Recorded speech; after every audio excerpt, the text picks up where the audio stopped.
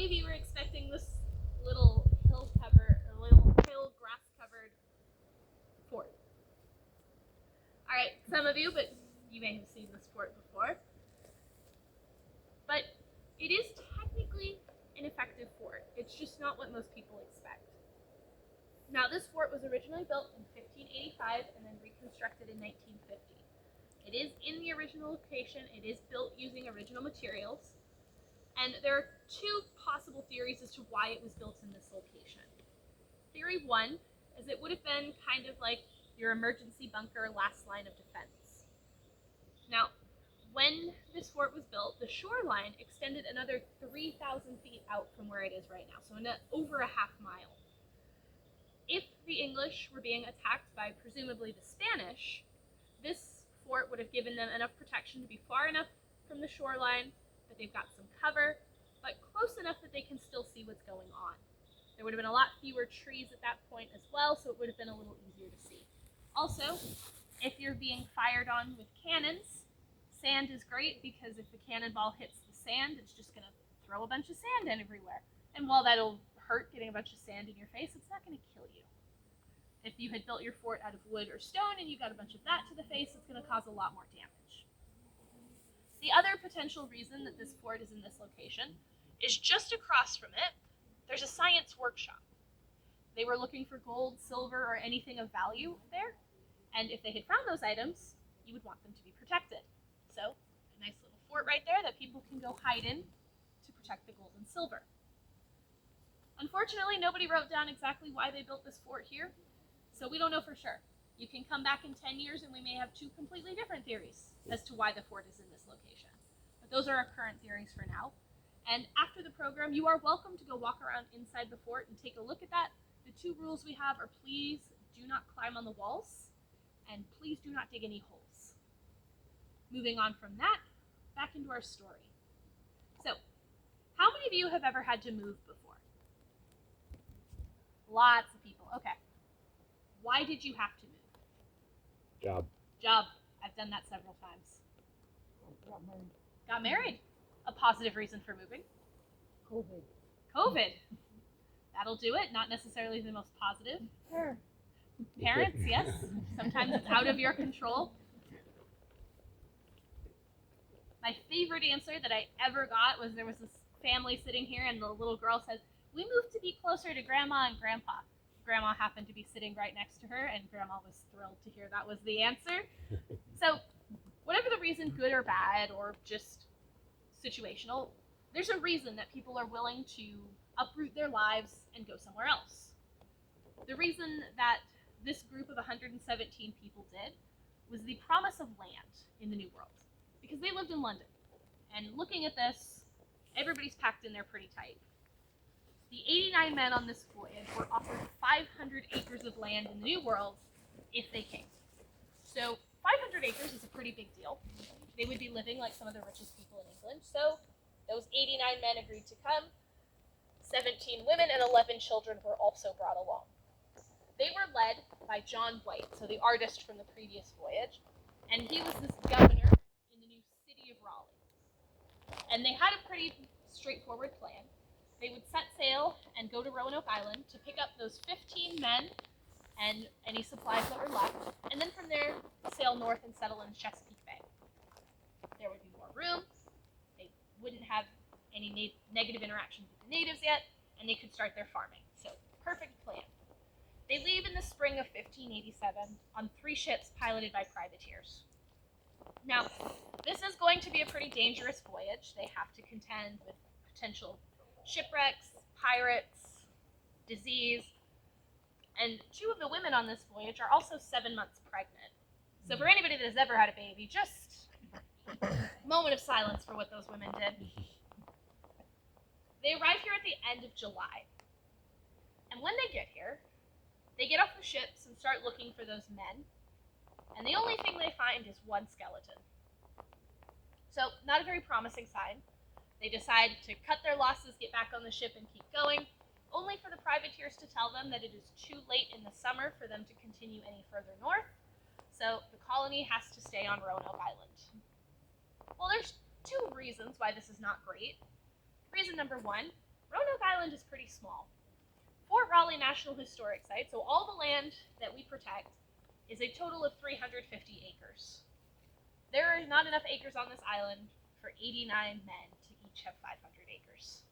And even if there were, a lot of this island is comprised of swamp. If you're trying to farm the way the English farmed, swamp isn't going to work. So there's problem number one.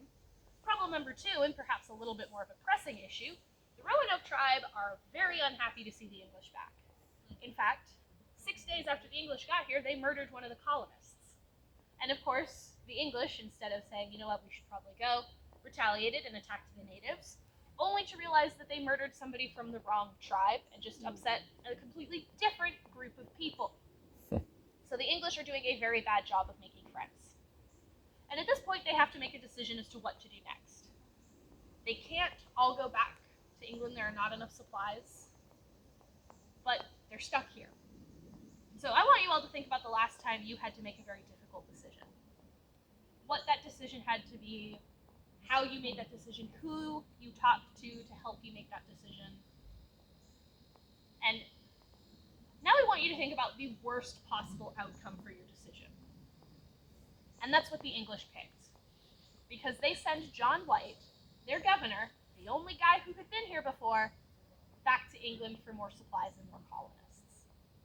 So John White leaves 35 days after he gets here. He's here long enough to see his granddaughter, Virginia Dare, be born and baptized, and then he's gone. When he gets back to England, England almost immediately goes to war with Spain. So now there are no ships available to take him back to the New World. It takes 3 years before he finally manages to get back. And that's where we started our story. The colony is gone. There's CRO carved into a tree and Croatoan carved into a post. And that's it. Well, for John White, this leads him to believe that the island of Croatoan, about 50 miles south, is where the colony has gone. The Croatoan tribe lived there, and Manteo, member of the Croatoan tribe, had been with the colony when John White left. So the idea that they just moved south seems pretty reasonable to him. He gets on the ship, sails about 3/4 of the way there, gets caught in a massive hurricane, which forces him back to England, and before he gets another opportunity to try and find out what happened to his family, he dies in Ireland. And with his death, we kind of move off of into what is the understood, known history, into what may have happened. Now, I've got 3 theories I'll be talking about as the most commonly discussed theories, but they could all be true. None of them could be true. It's kind of up to you to decide what you think is the most accurate. And granted, if you tell me that your theory includes Bigfoot or aliens, you do have to prove the existence of aliens or Bigfoot in your theory, but the theory you have could also be true. But we'll start with theory number 1, that the colonists went up to the Chesapeake Bay like they were initially intending. The evidence for this comes from Jamestown colonist John Smith. John Smith asked the chief of the Powhatan tribe if they had ever seen a person who looked like him. And the chief said yes, but we killed them all. The story was there was a group of white people living in a tribe nearby, and the Powhatan killed all the white people and all of their native allies. They brought John Smith a mortar and pestle set, a musket barrel, and a helmet that they took during this attack. Now, the one thing I do have to remind everybody about this is the English were not the only white people in North America at this time. Both the French and the Spanish were also exploring this coastline. But given that Jamestown was only 20 years after the disappearance of the lost colony, it is an important matter to consider. Unfortunately, the only evidence we have for this comes from John Smith, so kind of hard to prove. Our second theory is also our most recent theory, and it's the idea that the colony went further inland and settled in about the Edenton area of North Carolina, right by where my finger is on this map. The evidence for that is actually the map that I'm holding. So I'm going to walk around and let everybody see this image a little bit more closely, and then we'll talk about why this is our evidence once everybody's had a chance to see it. I'm going to start over here. So this is what we're going to be focusing on.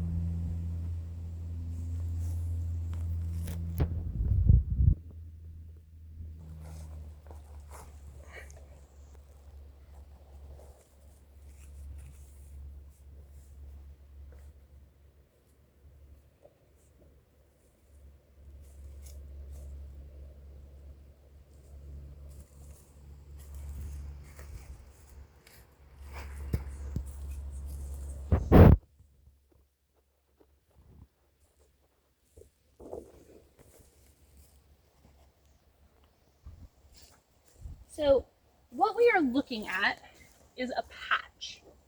This is a watercolor map, and if you've ever painted with watercolors, you've probably had the experience that if you make a mistake, you can't really paint over it. So instead, to fix a mistake on a map like this, you could take a little piece of paper, glue it over your mistake, and then paint onto that new piece of paper. So maps like this were pretty regularly covered in patches. Nobody really paid all that close attention to it, but in 2012, this map happened to be out at the British Museum. Somebody moved it in such a way that it was held up with light behind it, and they saw something under that patch.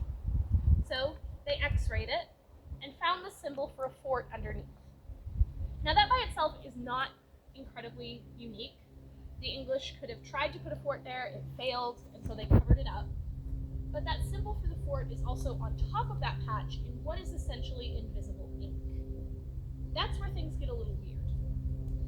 And of course, the artist who painted this map was John White, governor of the Lost Colony. So if John White knew about this location, it's very likely the colonists did as well. So because this happened in 2012, the world of archaeology is very slow moving. 13 years is about half of a second. English artifacts have been found in that area before. They fit the time period, but the theories had always been those items were there because they were traded for, or those items were there because they were stolen. Now there's the idea that maybe the English themselves brought the items. There are two significant archaeology sites in the area, known as sites X and Y, where they are continuing to look and try and prove this theory a little bit more, but 13 years in the world of archaeology is not that long. So this is still a very new developing theory. Our last theory is John White's theory, the idea that the colonists go down to the island of Croatoan and join the tribe there.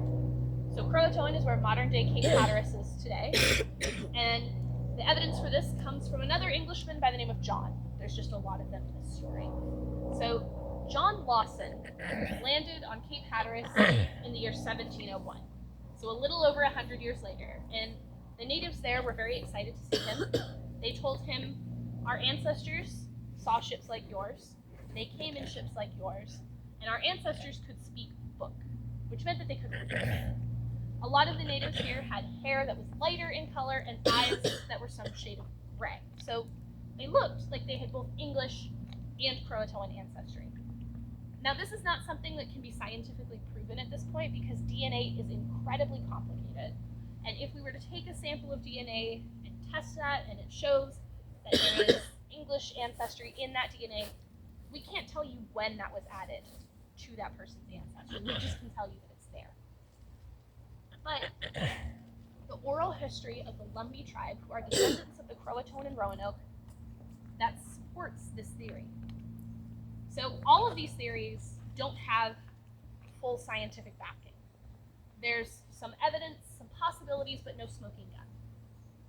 So for right now, the lost colony will stay lost. But this does pave the way for Jamestown. And considering that I am standing here today and speaking in English, we can kind of follow what happened with this story.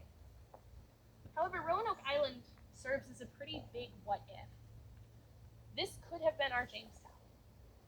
And if the choices here had been different, what this could have been has almost infinite possibilities.